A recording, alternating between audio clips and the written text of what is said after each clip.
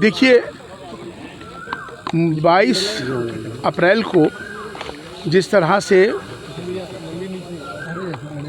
पहलगाम के अंदर आतंकवादी हमला हुआ और उस आतंकवादी हमले में जिस तरह से नाम पूछकर मासूम टूरिस्टों को निर्मम हत्या कर दी गई, ये बहुत निंदनीय हुआ, बड़ी घटना है। ये प्रहार भारत की के आत्मा पर प्रहार है। जिस तरह का ये ज़ख़म है, बड़ा ज़ख़म है।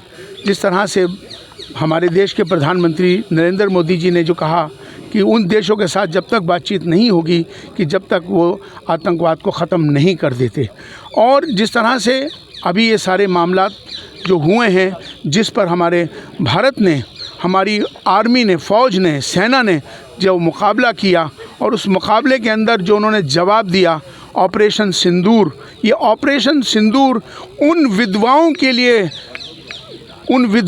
लिए जिनकी मांग उजड़ गई थी, उनके लिए ये श्रद्धांजलि थी।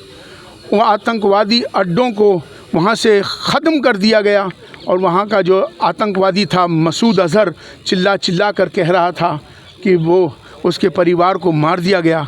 तो मुझे लगता है कि अंजाम उसको पता चल गया है और बहुत सारे आतंकवादी मारे गए हैं, अड्डे नष्ट हो गए हैं, जिसका डिक्लेयर पाकिस्तान ने ख़ुद भी कर लिया है। तो मुझे लगता है कि जो बाकी जो बचे अभी और अड्डे हैं आतंकवादी, उनको भी ख़त्म करने का वक्त आ चुका है।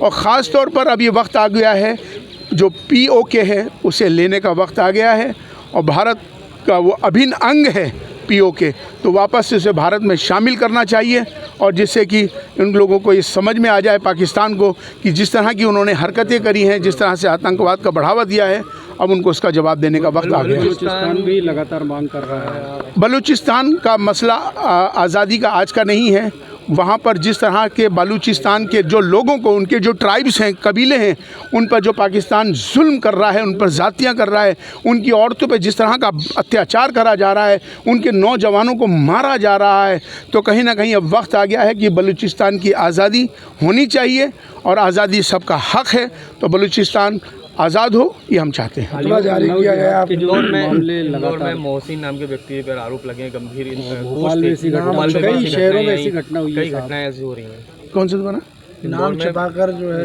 लव जिहाद जैसे था। मैं इस पे बदलने का दबाव। मैं हमेशा ये बात कहता हूँ कि हर समाज में अच्छे लोग ज़्यादा होते हैं, चंद लोग ख़राब होते हैं, तो जिनकी वजह से सारा समाज ख़राब हो ऐसा होता नहीं है। लेकिन जो चंद लोग ख़राब हैं या नाम छुपाते हैं, अपनी आइडेंटिटी छुपाकर लव जिहाद करते हैं, तो उनको नहीं करना चाहिए। ये गलत काम है।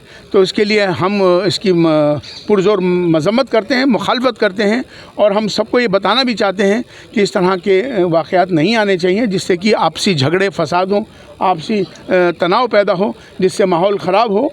तो ये इससे हमें बचना चाहिए। दूसरी बात ये है कि जो सबसे इम्पॉर्टेंट बात है कि 22 अप्रैल के बाद, 22 अप्रैल को जिस तरह से पहलगाम में आतंकवादी हमला हुआ, उसके बाद से 27 अप्रैल को भारत का, विश्व का पहला फतवा 27 अप्रैल को नई दिल्ली इमाम हाउस से चीफ इमाम होने के नाते हमने जारी कर दिया है। ये विश्व का पहला फतवा है जिसके अंदर ये साफ़ तौर पर ये बता दिया गया है कि कोई भी आतंकवादी का जब मज़हब नहीं होता तो उसकी जनाजे की नमाज भी नहीं पढ़ाई जाएगी।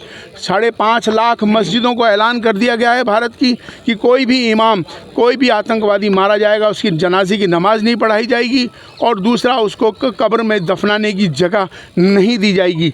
दूसरा ये फतवा जारी हुआ है कि लश्कर तैयबा और जैश मोहम्मद ये नाम इस्लाम और मोहम्मद के नाम से रखे नाम हैं, तो लिहाजा ये आतंकवादी संगठन है। आतंकवादी होता है, आतंकवादी अपना आतंकवाद वाला नाम रखें संगठनों का, लेकिन इस्लाम का नाम, चूँकि इस्लाम बचाने का नाम है, मारने का नाम नहीं है। इस्लाम मोहब्बत का पैगाम देता है, सलामती का पैगाम देता है, संदेश देता है।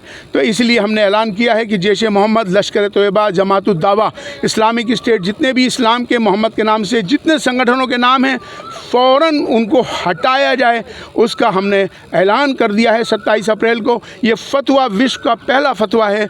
भारत वो पहला देश है जो आतंकवाद के लिए लड़ रहा है। ये भारत वही एक पहला देश है जहाँ से ये आतंकवादियों के विरोध में पहला फतवा जारी हुआ है, जबकि पूरे विश्व में 57 देश हैं मुसलमानों के, लेकिन आज तक किसी ने उन संगठनों के ख़िलाफ़ ना तो फतवा जारी किया ना उसका ऐलान किया। तो भारत ही एक ऐसा देश है, चीफ इमाम होने के नाते हमने फतवा जारी कर दिया है, तो किसी तरह से भी लश्कर तोयबा जैश ए मोहम्मद को नाम हटाने पड़ेंगे, ये हमारा फतवा जारी हो चुका है। इमाम साहब, मेरा एक सवाल है, आपने कहा 57 देश हैं इस्लाम के, तो बलूचिस्तान के लोगों का ये कहना है कि फ़िलिस्तीन के लिए तो सब बोल रहे हैं, लेकिन बलूचिस्तान के लिए कोई आवाज़ ही नहीं उठा रहा है, ना उनको किसी का समर्थन मिल रहा है, इतने अत्याचार हो रहे हैं उसके बाद। देखिए, मैं आपको एक बात बता देना चाहता हूं कि बलूचिस्तान में जो अत्याचार हो रहा है वो बहुत ज़्यादा आज से नहीं हो रहा, वो काफ़ी अरसे से पाकिस्तान बलूची कबीले जो कबाइले हैं उनके ऊपर हमले हो रहे हैं, उनकी औरतों पर जुल्म ज़्यादतियाँ हो रही हैं, उन पर बहुत अन्याय किया जा रहा है। तो अब मुझे लगता है कि अब वक्त आ गया है आज़ादी का। बलूचिस्तान अपनी आज़ादी की आवाज़ काफ़ी पहले से उठा रहा है, तो बलूचिस्तान आज़ाद हो। और दूसरा, चाइना के अंदर जो मुसलमानों पर जो जुल्म हो रहा है उसकी कोई बात क्यों नहीं करते हैं वो 57 देश? सबको करना चाहिए। जो चाइना के अंदर जो मुसलमान हैं उन पर चाइना किस तरह से जुल्म करता है, तो हमें सबको ये चाहिए कि जुल्म कहीं भी हो, किसी के साथ भी हो, जुल्म है, जुल्म नहीं होना चाहिए। बांग्लादेश में यूनिस सरकार को बांग्लादेश की सेना ने अल्टीमेटम दे दिया, चुनाव कराइए, क्योंकि हमने देखा बांग्लादेश में बर्बरता हुई, हिंदुओं के साथ में तमाम चीज़ें हुई, और यूनिस सरकार जो है चीन के साथ मिलकर भारत खिलाफ ही कदम उठाती है लगातार। बिल्कुल, यही तो दुख की बात है। आज बांग्लादेश, जब बांग्लादेश बना था तो सहयोग किसने किया था? भारत ने सहयोग किया था, और आज तक उसके इंफ्रास्ट्रक्चर को डेवलप करने में, उसके विकास को करने में सबसे बड़ा योगदान और सहयोग भारत का रहा है।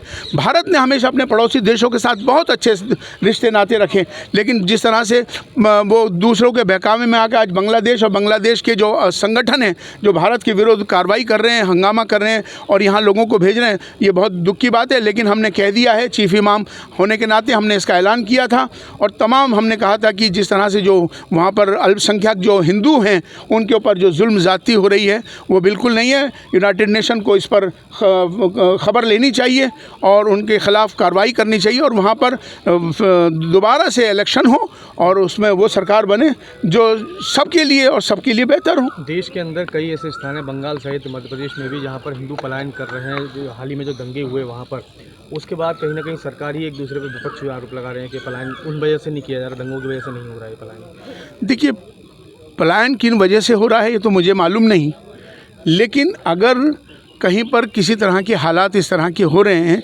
कहीं फसाद, नफ़रत, माहौल कहीं ख़राब हो रहा है, तो उस समाज को, सभ्य समाज को आपस में बैठकर सुलझाना चाहिए, ना कि पलायन करना। पलायन समाधान नहीं है।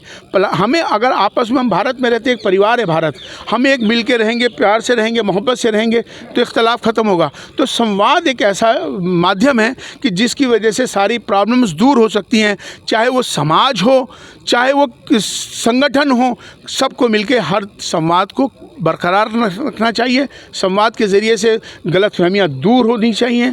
आपस में मंदिरों से, मस्जिदों से, मठों से, गुरुद्वारों से, उनके धर्मगुरुओं को चाहिए कि वो जो इस तरह की जो नफ़रत की बातें हो रही हैं, माहौल बन रहा है, उसको दुरुस्त करने में धर्म के लोग आगे आएँ। जनसंख्या नियंत्रण को लेकर क्या कहेंगे आप, क्योंकि जिस तरह विश्व की सबसे बड़ी आबादी जो है वो भारत की हो चुकी है? मैं समझता हूँ कि ये विषय राष्ट्रीय विषय है, और नेशनल इंटरेस्ट पर हमको ये ध्यान रखना चाहिए कि राष्ट्र प्रथम होता है।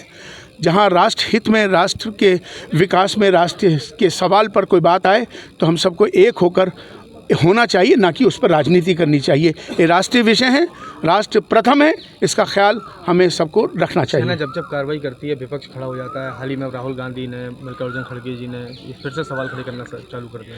बिल्कुल गलत है। मैं कहता हूँ कि विपक्ष को ये करना ही नहीं चाहिए। विपक्ष ने जो इस तरह से करके जो पाकिस्तान को इससे हिम्मत मिलेगी और इनकी जो वीडियोज़ हैं वहाँ जाएंगी, उससे उसको अपनी बात को, जो कह रहा है उसकी बात उनको पक्की हो जाएगी। तो ये आतंकवाद का जंग है और इस जंग में हम सबको एक होना चाहिए, इस पर राजनीति नहीं होनी चाहिए। ये जंग आतंकवाद के विरोध में है। तो मुझे लगता है कि विपक्ष को मैं तभी ईमानदार मानता कि जब वो 2014 के बाद से प्रधानमंत्री नरेंद्र मोदी जी ने जो भी कार्य किए, उनकी एक दो काम की सराहना करते, हम विपक्ष को ईमानदार मानते। उनके हम ईमानदार, सवालिया निशान मेरा विपक्ष पर है कि आज तक उन्होंने, विपक्ष ने कोई तारीफ़ ही नहीं करी किसी काम की। तो कहीं ना कहीं मेरा सवालिया निशान विपक्ष पर है।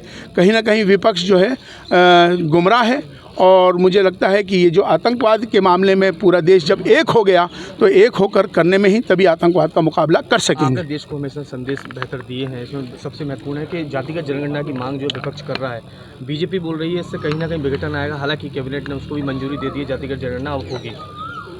देखिए ये जाति जनगणना का जो मामला है, मुझे लगता है कि अभी इस पे हमारी जो मौजूदा गवर्नमेंट है उसने भी कहा है कि इसका समर्थन किया है कि जाति जनगणना होनी चाहिए, तो अगर होना है उसमें कोई बुराई की बात नहीं है।